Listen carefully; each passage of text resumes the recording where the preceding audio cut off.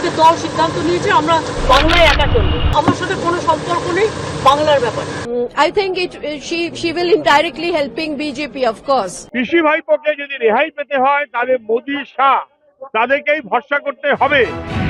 বাংলায় ইন্ডিয়া জোট ভাঙলেন মমতা বন্দ্যোপাধ্যায়, জানিয়ে দিলেন কংগ্রেসের সঙ্গে কোনো সমঝোতা করবে না তৃণমূল। বাংলার 42টি আসনে তৃণমূল একাই লড়বে। কংগ্রেসের ওপর ক্ষোভ ঝরে পড়ল তৃণমূল নেত্রীর। আমার সাথে কোনো সম্পর্ক নেই বাংলার ব্যাপারে। এটা এখন কোনো চর্চা নেই, মিথ্যে কথা, অ্যাবসলিউটলি রং। মিথ্যেটা আমি বলবো না বলতে, absolutely wrong. We already know that she has a tacit understanding with BJP. Being in the India, she was there for so long, and all of a sudden she has changed her opinion. So it is proving that she is in hand with BJP. এখন বয়ে যাচ্ছে, বোধহয় কেন্দ্র সরকারের সঙ্গে কথা হয়েছে, ইডিসিবিআই তে অভিষেককে ছাড় দেওয়া হবে। এজন্য আর ইডিসিবিআই এখন সাজানের কাছে যাচ্ছে, কিন্তু অভিষেকের কাছে যাচ্ছে না। অভিষেক ব্যানার্জি নিয়ে এত তরপাচ্ছিল যে সমস্ত বিজেপি নেতারা রাজ্যের, তারাও কেউ কোনো কথা বলছে না।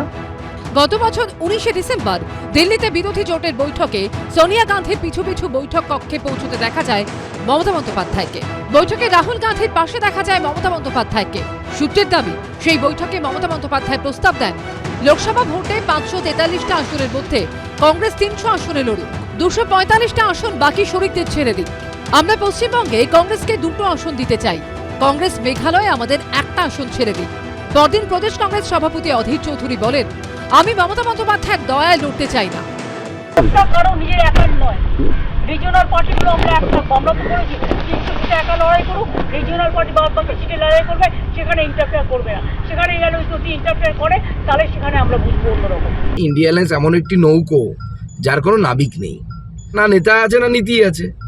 তো স্বাভাবিকভাবে সেই নৌকো কোথাও না কোথাও গিয়ে ধাক্কা মারে, যেখানে পৌঁছানো সেখানে পৌঁছয় না। রাজনীতিতে কে কখন কার সঙ্গে প্রকাশ্যে, কার সঙ্গে গোপনে, এই বোঝা দায়।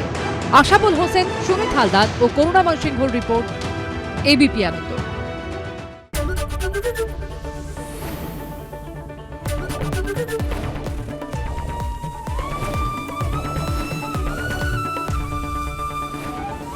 এবিপি আনন্দ, এগিয়ে থাকে, এগিয়ে রাখে।